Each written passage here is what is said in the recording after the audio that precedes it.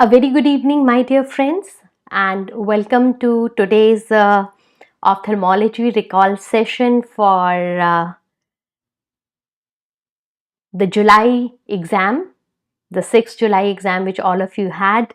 And by this time, you must have relaxed a lot, and obviously now you're ready to go through not only like what you did in the exam. Obviously, I think as far as ophthalmology is concerned, you guys must have done absolutely brilliantly in your exam. So the purpose of this session is to review the questions and to know that, okay, what was the most likely question and the likely answer for that. And these kind of sessions are also helpful for your friends who will be appearing for the exams for the next session, because that gives us an idea what's the trend of the questions being asked in the exam. Okay, so once again, a very warm welcome to all of you, and I'm going to begin the session. So we know the ophthalmology questions this time were very straightforward questions. Some of the questions were almost like one-liner questions, and these were from all the topics which we have discussed in our classes. So nothing was like a surprise, which was very satisfactory. So let's begin discussing the question. Let's start with the first question, my dear friends. So first question was actually a straight copy of what was asked in the January exam. You remember there was a similar question in the January exam. Which is the type of the cataract seen following blunt trauma? Now this has been discussed so many times, and I don't think any one of you would have marked it wrong. I'm very sure. So the type of the cataract seen following blunt trauma, that most likely the choices they were rosette cataract, snowflake cataract, sunflower cataract, or Christmas tree cataract. So all of us, we know for sure that it is your rosette cataract. So whenever there is blunt trauma, there are 2-3 things which come into our mind. The type of the cataract which can develop is rosette cataract, something like this. The name rosette cataract is called because it appears like as if it's a flower-like cataract. Okay, so you can see the blunt trauma will cause this kind of opacification of the lens, leading to rosette type of the morphology. Then another thing which comes into our mind following blunt trauma, there can be appearance of osseous ring, there can be iridodialysis. So these are the things which we relate to blunt trauma. So everyone, I don't think any one of you would have marked it wrong. So this is a short score for you guys, rosette cataract. Now coming to the other types, just for the purpose of knowing that where do you see the other type of the cataracts, snowflake cataracts. All of you know we see snowflake cataracts in diabetics. Agree? Sunflower cataract, we see sunflower cataract in Wilson's disease. Wilson's disease, because there is copper deposition there. Similarly, it can also be seen in chalcosis. So Wilson's disease or in chalcosis, you will be seeing sunflower cataract. And Christmas tree cataract, Christmas tree cataract is, my dear friends, seen in myotonic dystrophy. Myotonic dystrophy, the condition in which it's the muscle disease, myotonic dystrophy. No. Dr. Medico's life, penetrating trauma will not cause rosette cataract. Penetrating trauma, because penetrating means something is entering into the eye. So in those cases, most of the time when there is a sharp object which will enter the eye, that will be touching the anterior capsule first of all. So in penetrating trauma, the type of the cataract which you usually observe is anterior subcapsular, or it can be even total cataract depending upon how much is the trauma. Okay, so rosette cataract is a feature of blunt trauma because the force acts like this, that the opacification is in the form of a rosette. Great. Okay. Then another question, very commonly asked question, very commonly known question, which was the cherry red spot. The cherry red spot will be seen in which of the following conditions? And most likely the choices they were galactosemia, Fabry disease, Gaucher disease, Tay-Sachs disease. Now here there was a bit of confusion. If there were both the choices, Gaucher and Tay-Sachs, we do know that cherry red spot can be seen in both Tay-Sachs as well as Gaucher. Now, because remember the mnemonic, the cherry red, the Christmas trees, they do not grow in mud and sand. Okay, so G stands for Gaucher and then T stands for Tay-Sachs disease. But Tay-Sachs disease is one of more common diseases. So when this kind of confusion is there in the choices, we have to mark the most suitable choice here. Okay, so if I have to mark the most suitable choice here as an answer and I have to choose between Tay-Sachs disease and Gaucher disease, so I will be choosing, yeah, as all of you are telling me, Tay-Sachs disease. Okay, but that doesn't mean, just for your future reference, in Gaucher disease also you can see cherry red spot. But if the choice is to be made, go for Tay-Sachs disease. What will be seen in galactosemia? The ocular condition which is associated with galactosemia is oil droplet cataract. Oil droplet cataract. So nothing related to cherry red spot on the fundus.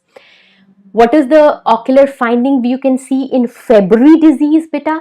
Fabry disease, if you remember, that can have deposits in the cornea in the form of vortex keratopathy.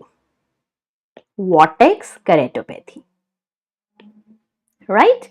So these are the features related to the other there. So lipid storage with cherry red spot. So in those conditions, so again the lipid storage diseases, Tay-Sachs, Gaucher, all of them, they come in that category. So you can mark the Tay-Sachs disease as the right answer, beta. Okay. If the mental retardation was mentioned, again it goes in favor of Tay-Sachs disease. Fine. Okay, then moving on to the other condition, beta, the other question, which was again, we have a typical bookmark symptom of book picture symptom of the retinal disease. Okay, coming to the next question, a curtain falling in the field of vision sign is seen in. A sign as if a curtain has fallen in the field of the vision. That will be seen in which of the following conditions? Okay. So the right answer is, of course, retinal detachment. Okay. So if you remember, beta, there are few typical signs which indicate retinal detachment, especially rhegmatogenous retinal detachment, because even this curtain falling in the field of the vision sign is seen in rhegmatogenous retinal detachment. If you remember, guys, rhegmatogenous retinal detachment, it starts with the formation of a retinal tear.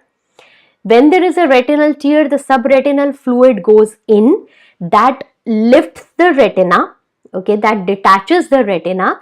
Retina balloons up, and as you see over here, because of the ballooning up of the retina, it kind of covers the field of the vision. It feels as if a curtain has fallen over the field of the vision. Okay. So this is typical of rhegmatogenous retinal detachment. A curtain falling over your field of vision is typical of rhegmatogenous retinal detachment. And if you want to know the premonitory signs of rhegmatogenous retinal detachment, so that is your photopsia. Photopsia, that is flashes of the light, floaters, the black spots in your field of vision, and curtain-like shadow. Curtain falling. So these are the three things you will relate with rhegmatogenous retinal detachment, friends. Okay, the premonitory symptoms of flashes of light, floaters, which indicate that there may be a formation of a retinal break, and once there is curtain falling onto your field of vision, that indicates retinal detachment, that the detachment has already occurred. Okay, now the other choices could easily be marked out because optic atrophy means that the optic nerve has degenerated, so that will lead to a kind of central scotoma, not a curtain falling. Macular degeneration again will lead to a central scotoma. Okay, and anterior acute uveitis, you can see floaters in acute uveitis if it is intermediate uveitis, but not curtain falling in the field of vision. Okay, so again this was very straightforward question. If you know what is rhegmatogenous retinal detachment, they had already marked this word, given you the characteristic sign. So I think again everyone was right in answering this question, bache. Great. Moving on to the next question. Again, a typical book picture clinical case scenario. So this was one of the few clinical case scenario question which you got in this exam. A typical book picture. The question was, a patient presents with sudden painful decrease in vision and fixed vertically oval pupil. What is the likely diagnosis? So I hope the question was like this. Now, see the scenario.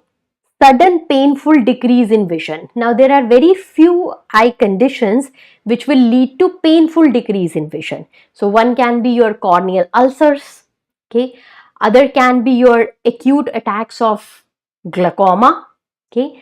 Other can be your anterior uveitis or acute uveitis.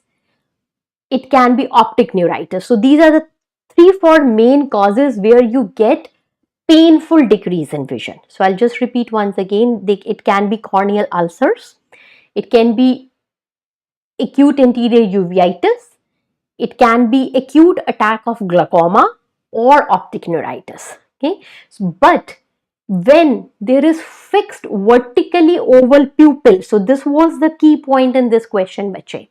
Vertically oval pupil indicates that there is ischemia of the iris sphincter muscle. Why it is occurring? That occurs when the eye pressure becomes so high that the blood flow to the iris muscle is limited. So remember, mid dilated pupil, fixed dilated pupil or vertically oval pupil, that will be seen when the eye pressure is very high. So out of these conditions, in which of the condition the eye pressure will be very high? Acute congestive glaucoma. Acute congestive glaucoma. So that was your answer. Okay. So beta, the answer was not anterior uveitis. In anterior uveitis, the pupil can develop synecdoche. It can become rather smaller or irregular. So in anterior uveitis, you can have small irregular pupils. Small irregular pupils, beta. Okay, in optic neuritis, you will have RAPD, Marcus gun pupil or relative afferent pupillary defect. Okay, whereas if macular degeneration was the choice, there will be no pain. Macular degenerations are painless and they usually do not cause sudden loss. Mostly it is the slow decrease in the vision. Okay, so that is why the clear-cut answer was acute congestive glaucoma. Okay, beta, all of you are clear that why this is the answer. So in acute congestive glaucoma, as you remember, there is a pupil block. Remember, there is a pupil block. Because of the pupil block, the intraocular pressure becomes very, very high, 50 millimeter of mercury, 60 millimeter of mercury. Because of that, the pupil becomes fixed, usually oval, because of the ischemia. ischemia to the iris muscle, and there is corneal edema, there is pain, there is decrease in the vision. So acute congestive glaucoma is your answer. Anybody having any doubt there that why this is the answer for this question? But anybody having any doubt there? Okay, so the typical vertically oval pupil, please remember that will be seen in acute congestive glaucoma. Okay, let me keep it here. Okay, right. So are we ready to move on to discuss the next question? Okay, the next question again, beta, was the direct copy of the question which you got in your January exam also. The people who have appeared on January exam, or if you went through the past year question, which of the ATT drugs it can cause decreased vision? So last time they asked that which is the ATT drug which can cause color vision defect. So once again, in ATT drugs, all these are there. The one which can cause decrease in the vision due to toxic optic neuropathy is your ethambutol, bache. Ethambutol. Ethambutol, yeah, very right. Ethambutol is the most likely drug to cause toxic optic neuropathy. Okay, or what we also call it as toxic amblyopia. Toxic optic neuropathy. Okay, so whenever there is neuropathy or the effect on the optic nerve, what you can get decrease in the vision, defective color vision, and a very typical scotoma you will find in toxic optic neuropathy, bache, which is centrocecal scotoma. Centrocecal scotoma. Okay, so these are the three things you have to remember when you talk about toxic optic neuropathy. Now, toxic optic neuropathy, there are other causes also. It can be caused by the nutritional deficiencies, it can be caused by methyl alcohol poisoning. Streptomycin can also cause toxic optic neuropathy. There is a list of some more drugs, but out of the drugs, ethambutol is one of the most likely drug to cause toxic optic neuropathy. Okay? Ethambutol, toxic neuropathy, what will be the features? Decreased vision, color vision defection, centrocecal scotoma, and of course RAPT. Okay, beta?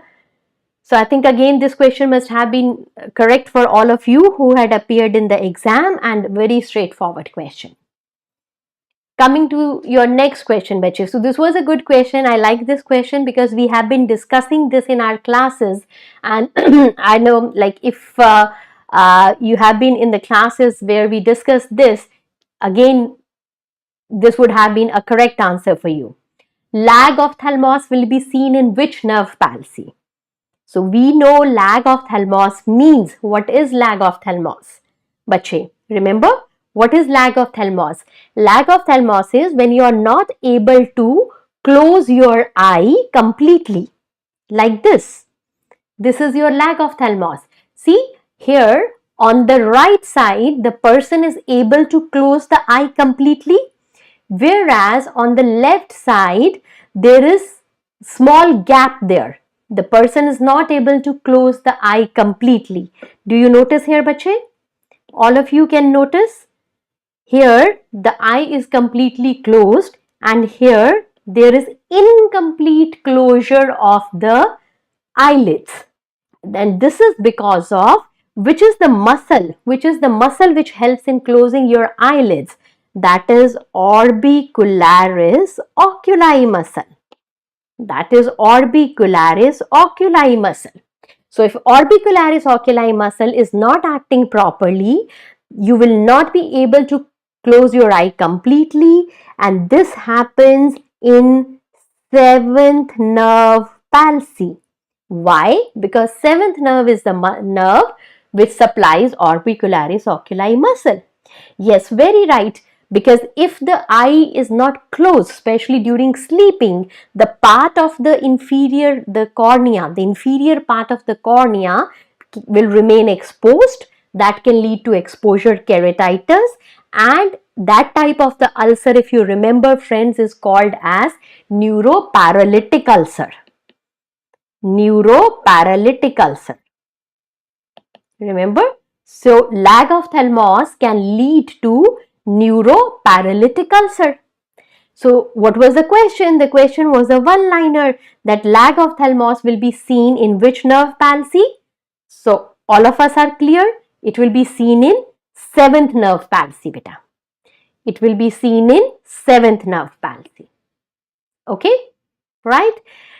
5th nerve is responsible for corneal sensations.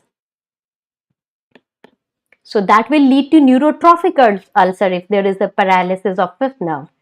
6th nerve supplies your lateral rectus muscle, and 4th nerve supplies your superior oblique muscle. Right? So the choice was very, very clear. Even by exclusion, you could mark that 7th nerve is the one which can cause lag of thalamus. Great. Okay, bache. Moving on to the next question. This was another clinical case scenario question in which they asked you that a person has sudden loss of vision and there is no fundus glow. So that is the thing. So this was the point which was telling you about the diagnosis. Sudden loss of vision, no fundus glow. There is no history of trauma. What is the most likely diagnosis? So the choices, if they were like this: vitreous hemorrhage, acute congestive glaucoma, optic atrophy, acute anterior uveitis.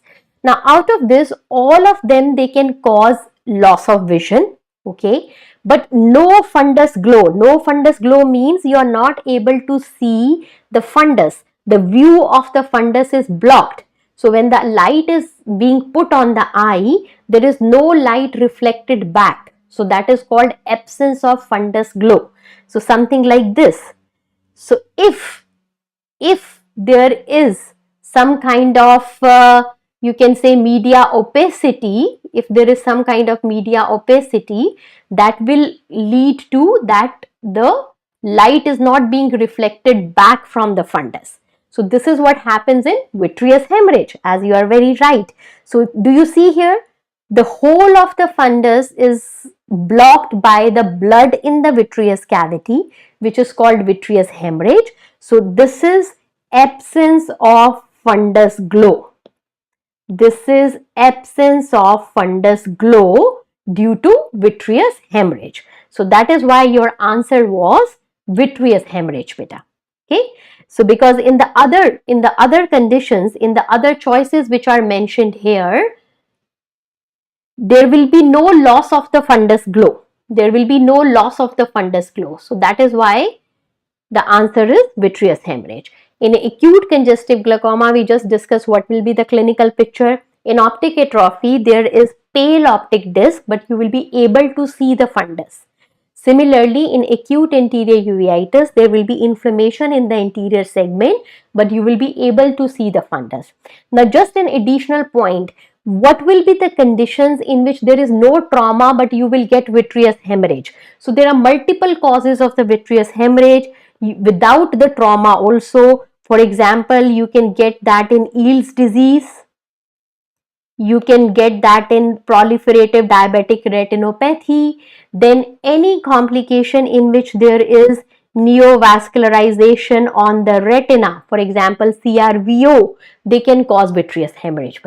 So in all those conditions, there is no trauma, but there can be vitreous hemorrhage. Okay, right? Great. Moving on to the next question, bache. The next question was on surgical instrument. So remember, even in January exam, there was a surgical instrument which was asked, which was the corneoscleral forceps. So this time they showed you this image and they asked you name the instrument. So this is, my dear friend, wire speculum. This is the wire speculum. Let me just enlarge the figure for your reference. So wire speculum. which is used for the eye surgeries where you want to keep the lids apart. So for example, in cataract surgery or in any intraocular surgery where you want to keep the lids apart, you use this wire speculum. Okay, right? So this is how this is used, bache. This is how this is used, how we apply the wire speculum. So it pulls the lids away so that the surgeon can do the surgery nicely. The intraocular surgeries, they can be performed nicely. Okay, so very simple. You just have to remember how the wire speculum looks like. So the answer to this question was wire speculum, not the retractors. Retractors are different. This is wire speculum, bache. Okay, right? Okay. So another question was there which was related to the cataract surgery or instrumentation, which they asked, which was which type of the local anesthetic drug is used in cataract surgery. Which type of the local anesthetic drug is used in cataract surgery. Now here, if based upon the recall, they say that the choices they were lignocaine, bupivacaine, proparacaine, ropivacaine. So something like this were the choices. Maybe the percentage was also given. Okay. Now here the question was a little tricky because there are many anesthetic agents in these choices. Okay, I mean all are anesthetic agents which are again used in eye also. So here in lignocaine, lignocaine is used for the local anesthetics. For example, when you are giving retrobulbar blocks or peribulbar blocks for the eye surgeries, then you are using lignocaine. Then bupivacaine is used again for the blocks for when you want to have longer duration of local anesthesia. When you want to have longer duration of local anesthesia, you combine bupivacaine with the lignocaine. Whereas proparacaine nowadays is the most commonly used topical anesthesia. Topical means beta only the eye drops. Okay, so nowadays the cataract surgery, the modern day cataract surgery, phacoemulsification, femtosecond laser assisted surgeries, they are done using topical anesthesia, that you are not giving any injection for the deeper anesthesia. You are just doing surface anesthesia by putting the eye drops, proparacaine eye drops. Okay. Now here the right answer will depend upon what was the exact statement of the question. If the statement was local anesthesia, so local anesthesia means that you are giving an injectable anesthesia, then the most likely answer which has been agreed upon is lignocaine. Okay, because lignocaine is the commonly used local anesthetic drug for retrobulbar or peribulbar injections. But if it is topical anesthetic drug, then proparacaine will be the answer. Okay, so the right answer depends upon what was the exact statement, which obviously we cannot confirm, but I know you must have got the concept now. If it is local anesthetic, injectable anesthesia, lignocaine. If it is topical anesthesia, proparacaine. ठीक है बच्चे? Right? Moving on to the next question, which was a very good simple one-liner. They probably asked about the nerve which innervates the lateral rectus muscle, or the nerve which will be tested when you are testing the lateral rectus muscle. So something like that was there. So if local was asked beta, then lignocaine is the answer. Okay, right? So which is the nerve for lateral rectus muscle? So that is our basic question. We know it is sixth nerve. So simple mnemonic which all of you remember: LR6, SO4, O3, lateral rectus supplied by sixth nerve, superior oblique supplied by fourth nerve, all other extraocular muscles supplied by third nerve. So if topical was asked, bache, then proparacaine is the answer. Okay, so now this is of course a mystery, only examiner knows, or the people who were like you guys were there. If you have read it carefully, then proparacaine was the answer. LR6 was not asked, bache. So I mean, it depends upon what they was asking, whether they were asking that if you are checking the action of the lateral rectus muscle, then it was sixth nerve, or if they asked about any other muscle, so the answer will depend upon that, bache.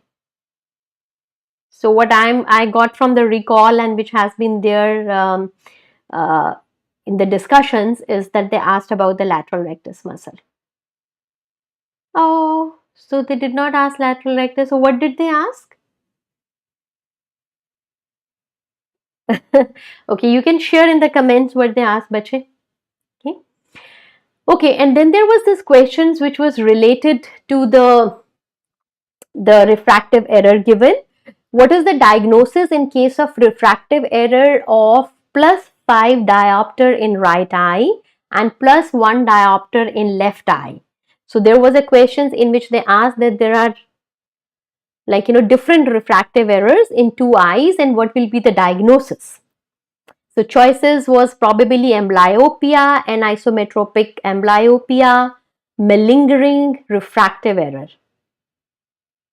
Sixth nerve work was asked. Okay, very good. If the sixth nerve work was asked, it means it moves the eye out. Okay, so sixth nerve supplies lateral rectus muscle.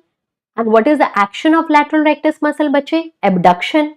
So abduction means moving the eye out. Okay, so if they ask you that what the sixth nerve does, it moves the eye out, outward, abduction.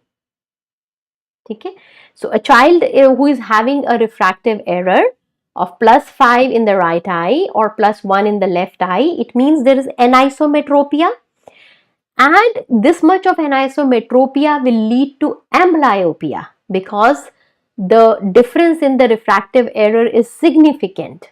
Okay, so here if you have to choose the right answer, that will be anisometropic amblyopia. That if only amblyopia was given, that will be the answer. But if anisometropic amblyopia was given, then that becomes the better answer. Okay? So even amblyopia is the right answer, because when there is significant difference in the refractive error of the two eyes, the eye which has more refractive error will become suppressed and the other eye will become active. So if only amblyopia asked, bache, then that is also the correct answer. Okay, right? Clear? Great. Moving to the next question, bache, which was, which of the following is the normal conjunctival flora?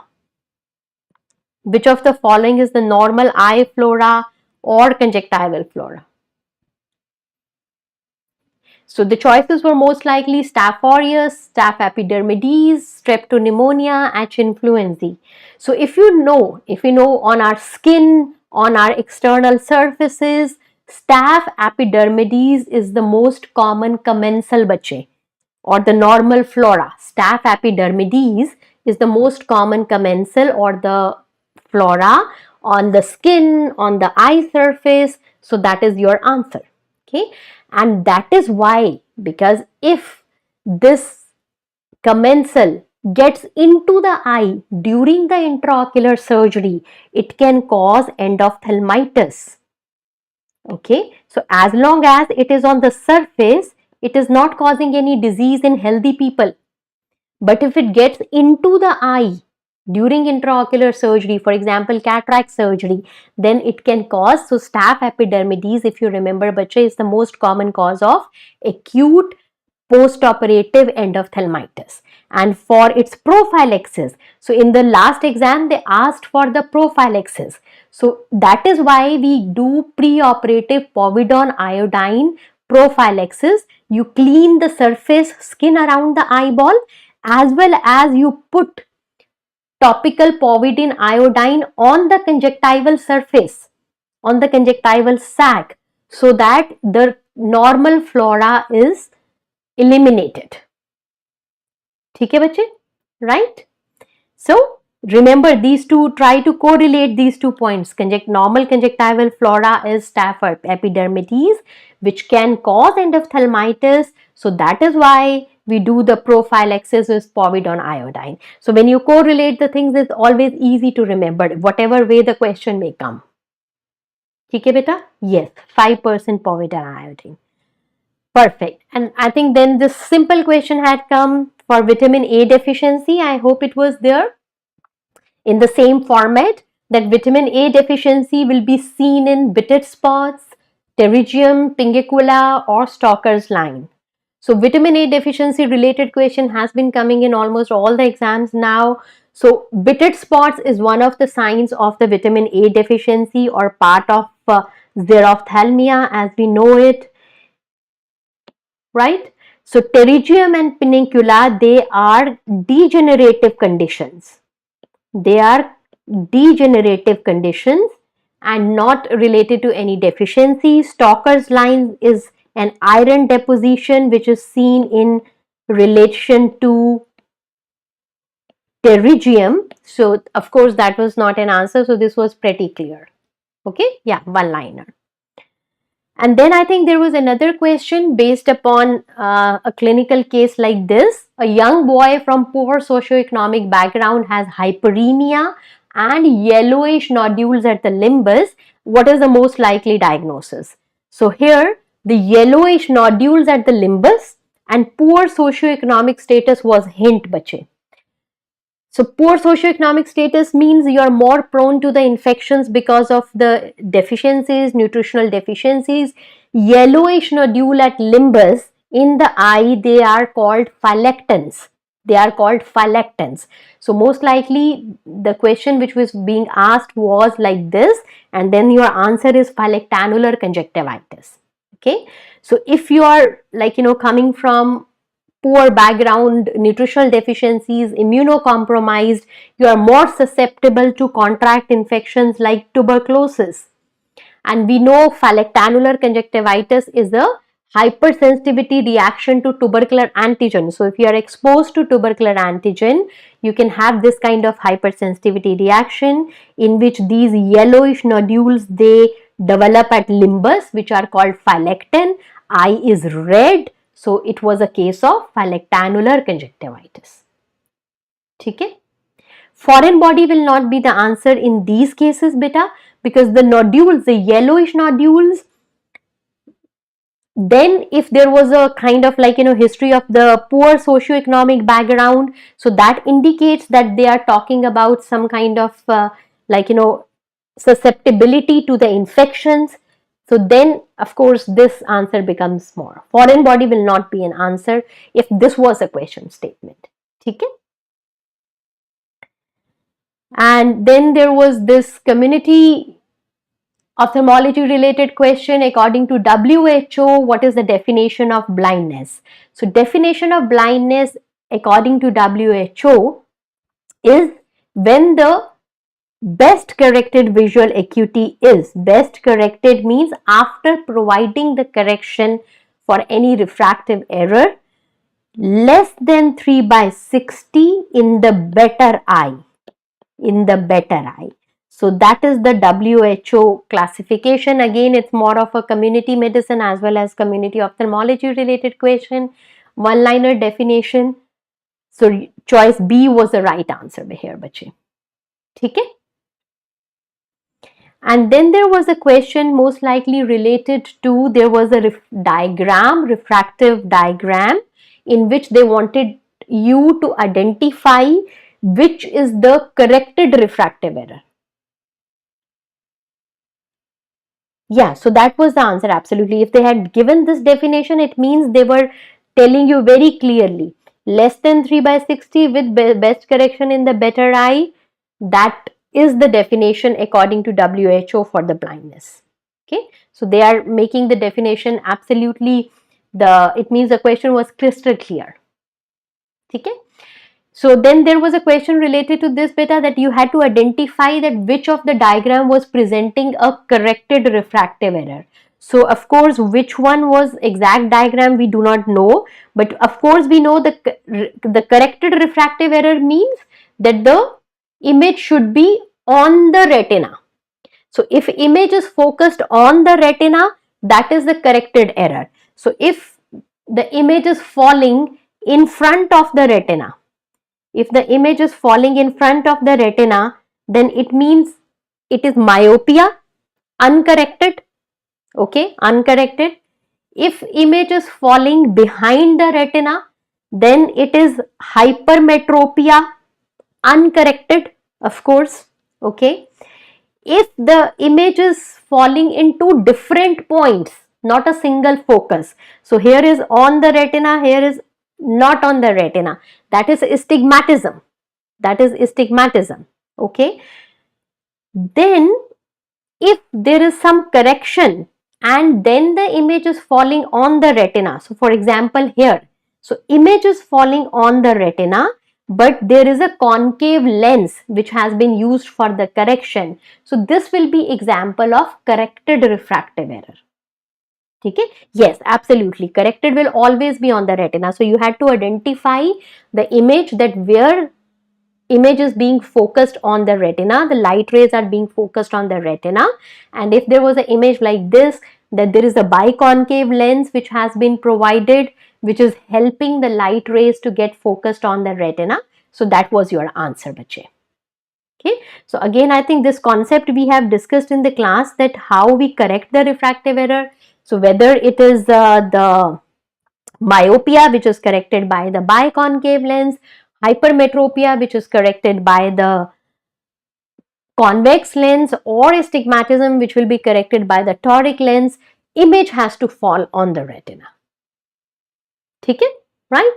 Perfect. So I think this was the compilation of the questions which were there, bache. Were there any other questions or any other doubt you have which you want me to ask over here? Any question, confusion related to the questions which we have discussed? You can let me know. But as you must have agreed, the question this time they really went for a little different type of the ophthalmology questions, but they were all based upon still on concepts, beta. Because if you knew your basic things, you knew the things which were important, we could do that. Bronze beaten appearance of the fundus. The bronze beaten appearance of the fundus is seen in the cases of Stargardt disease, beta. Stargardt disease. If it was bronze beaten appearance of the macula or fundus, so that is seen in Stargardt disease. If there was a question based upon the chemical injury, I think that was there in the last exam also. So in chemical injury, the first step is copious irrigation. The copious irrigation, you have to immediately irrigate the eye by the fluid irrigation, and you have to make sure that the pH returns to neutral. The pH returns to neutral. So that is what you will do if there is any chemical injury. So if irrigation was in the option, I think we have discussed that in the classes, bache, and I hope you would have marked the right answer. So irrigate the eye till the pH is neutral. Okay, so I think even adding these two questions, it was very good ophthalmology questions.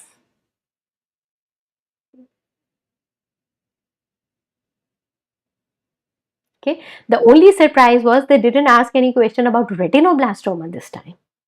That's my only surprise. Right?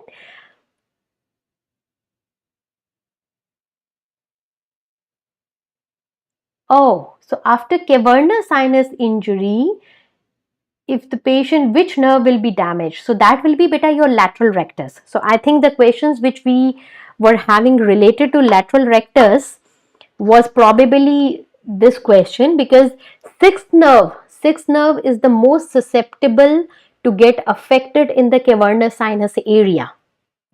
Sixth nerve. So again, you will be testing the lateral rectus muscle function to check whether the sixth nerve is injured or not. So I think that was the question. You're right that sixth nerve, lateral rectus muscle action, if you test, you will be checking for the sixth nerve beta. Okay? Great. So are we good? Complication in traumatic injury. Which type of traumatic injury beta? If we have any further clarification of that. Because traumatic injury can have multiple complications. There can be cataracts, there can be optic nerve injury, there can be posterior segment damage. Thank you so much, beta. I wish all the very best to you, and I wish you, having a great result. I'm very sure the kind of hard work you have put in and the kind of efforts you have done for your exam, you are definitely going to get blessed for that. Wishing you all the very best for your result. Complication in the penetrating eye injury will be sympathetic ophthalmitis beta, if that was the answer. So that will be the most appropriate answer.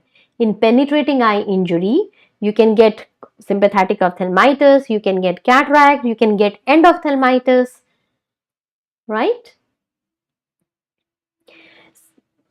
Thank you so much. Thank you so much, everyone. So I'll be winding up this session here.